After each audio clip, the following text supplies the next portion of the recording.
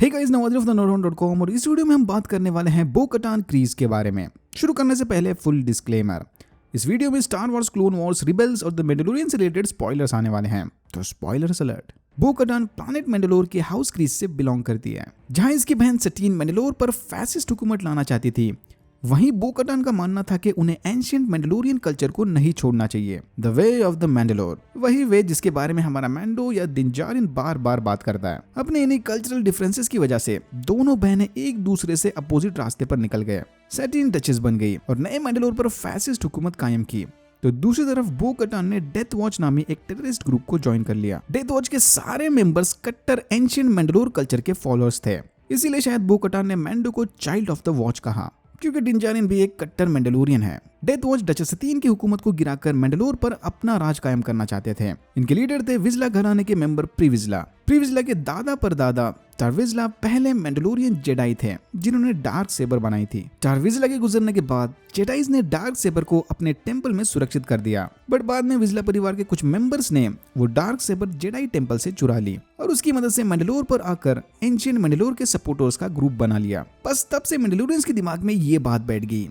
कि मैंडलोर पर उसी का कंट्रोल होगा जिसके पास डार्क सेबर है, इसीलिए बो कटान को डार्क सेबर चाहिए। डचेस सतीन की हुकूमत के टाइम डार्क सेबर प्रीविजला के पास थी, तो एंशिएंट फॉलोअर्स को लगता था कि मैंडलोर पर इसी का हक है। बो कटान प्रीविजला की राइट हैंड लिeutenant थी। मैंडलोर पर चले कॉन्फ्लिक्ट्स के बारे में ज्यादा जानना है तो मेरा क्लोन वॉर्स रिकैप वाला वीडियो देख लेना। बो कटान ने कुछ फीमेल मैंडलोरियन वॉरियर्स के साथ मिलकर अपना एक बैडएस ग्रुप भी बनाया था, द नाइट ओल्स। बट इसके डेथ वॉच में जाते ही नाइट ओल्स भी इसी ग्रुप का हिस्सा बन गए। आगे चल के ओबी-वैन की वजह से डेथ वॉच को प्लैनेट मैंडलोर से निकाल दिया गया, जिसके बाद बो कटान और डेथ वॉच के मेंबर्स ने बर्फीले प्लैनेट सारलाक को अपना नया बेस बना लिया। इसी प्लैनेट पर फर्स्ट टाइम बो कटान और अशोका टानो पहली बार मिले थे, बट तभी वो एक दूसरे के खिलाफ थे। इनके बीच एक हल्की फुल्की लड़ाई भी हुई थी, जिसके बाद फिर से अशोका और बो कटान अपने अलग अलग रास्तों पर निकल गए। कुछ दिनों बाद डेथ वॉच ने सारलाक को छोड़ दिया और जानमार के मून को अपना नया बेस बना लिया। यहीं पर इनकी मुलाकात डार्थ मॉ से हुई। मॉ एक सिथ लॉर्ड होने के बावजूद भी किसी का सगा नहीं, उसे बस ओबी-वैन से अपना बदला लेना था। डेथ वॉच भी ओबी-वैन की वजह से ही मैंडलोर से निकाले गए थे, तो भाई दुश्मन का दुश्मन अपना दोस्त। बट डेथ वॉच को सिथ लॉर्ड्स के साथ काम करने का बड़ा बुरा एक्सपीरियंस रहा है। इससे पहले काउंट डूकू एक बार इन्हें धोखा दे चुका है, बट इवेंचुअली मॉ और डेथ वॉच साथ मिलकर मैंडलोर पर कब्जा करने का प्लान बनाते हैं। बट बो कटान को अब भी इस सिथ लॉर्ड पर जरा भी भरोसा नहीं। डार्थ मॉ अपना एक अलग ग्रुप बनाता है, द शैडो कलेक्टिव। अब मॉ का बनाया शैडो कलेक्टिव और प्रीविजला का डेथ वॉच साथ मिलकर मैंडलोर पर कब्जा करेंगे। बट प्रीविजला बो कटान को बताता है कि मैंडलोर पर कब्जा होते ही वो डार्थ मॉ को धोखा देने वाला है। शैडो कलेक्टिव की मदद से डेथ वॉच मैंडलोर पर कब्जा करके डचेस सतीन को अपना बंदी बनाते हैं और फिर प्लान के मुताबिक प्रीविजला डार्थ मॉ को भी पकड़ लेता है। डार्थ मॉ इनकी कैद से छूटकर प्रीविजला को अपने साथ लाइट सेबर ड्यूएल के लिए चैलेंज करता है। जो भी इस लड़ाई में जीतेगा मैंडलोर उसका। डार्थ मॉ प्रीविजला को हराकर बो कटान की आंखों के सामने उसे मार देता है। मैंडलोर के साथ साथ मॉ ने डार्क सेबर को भी अपने कब्जे में ले लिया। बो कटान को यह बिल्कुल भी मंजूर नहीं कि कोई बाहर वाला आकर मैंडलोर पर कब्जा करे, इसीलिए वो डार्थ मॉ के खिलाफ जाकर अपने कुछ नाइट ओल्स के साथ मिलकर वहां से भाग जाती है। यहाँ से निकलकर बो कटान ने अपने कजिन भाई की मदद से सटीन को जेल से भगाने की भी कोशिश की थी, बट डार्थ मॉ की आर्मी ने उसे फिर से पकड़ लिया। पकड़े जाने से ठीक पहले सटीन ने जेडाई ऑर्डर को सिग्नल भेजकर ओबी-वैन से मदद मांगी थी।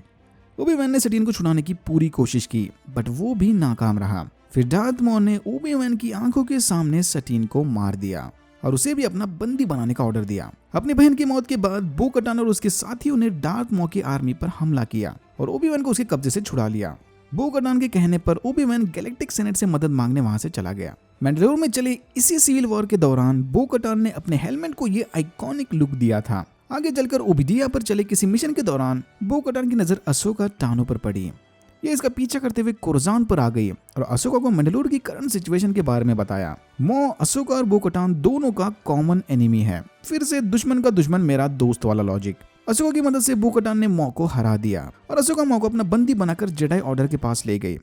लेकर जा रही थी, बट रास्ते में एग्जीक्यूट ऑर्डर 66 हो गया।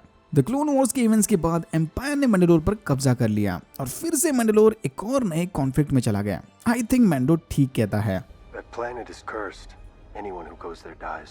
एनीवेज, स्टार वॉर्स रिबल्स में दिखाए गए इवेंट्स के बाद बो कटान डार्क सेबर उठाकर मैंडलोर पर मौजूद क्लान्स की लीडर बन गई। द मैंडलोरियन सीजन 1 के मुताबिक एम्पायर ने प्लैनेट मैंडलोर पर एक और अटैक लॉन्च किया था, the great purge. The great purge के दौरान बहुत सारे मैंडलोरियंस मारे गए और कुछ अपने ग्रुप्स बनाकर वहां से भाग गए। बो कटान भी द ग्रेट पर्ज की लड़ाई में शामिल थी। इसी लड़ाई के दौरान इसने अपनी डार्क सेबर भी खो दी। मुझे नहीं लगता कि बो कटान अपनी डार्क सेबर मॉफ गिडियन के साथ लड़ाई में हारी थी, क्योंकि अगर ऐसा होता तो वो पूछती नहीं कि डार्क सेबर किसके पास है। या तो मॉफ गिडियन ने वो डार्क सेबर चुरा ली थी या फिर किसी और ने वो डार्क सेबर गिडियन को गिफ्ट कर दी। अब जो भी है सीजन 2 में ही पता चलेगा। एम्पायर के गिरते ही थैंक्स टू ल्यूक स्काईवॉकर, बो कटान और उसकी टीम मैंडलोर पर वापस कब्जा करना चाहती है, बट उसके लिए इन्हें डार्क सेबर यानी मॉफ गिडियन का पता चाहिए। अब सवाल बस इसकी करंट एज का है, क्योंकि बो कटान जवान ओबी-वैन के साथ लड़ चुकी थी। मैंडलोरियन सीजन 2 में इसकी एज भी बिल्कुल डिंजारिन इतनी ही लगती है। होपफुली इसका जवाब भी मिल जाएगा। शायद मैंडो और बो कटान साथ मिलकर गिडियन से लड़ेंगे, क्योंकि मुझे नहीं लगता कि इस सीजन में अहसोका टानो का कोई एक्शन सीन देखने मिलेगा। ऑलरेडी बहुत ज्यादा हाइप क्रिएट हो गई है। बोबा फेट, बो कटान और अब अहसोका टानो, ये लोग उसे बड़ा संभाल के यूज करेंगे। Anyways that's it for now. अगर आपको वीडियो अच्छा लगा तो please like, share and subscribe for more videos like this, क्योंकि this is the way. Thank you very much for watching and I'm hoping to see you in my next one.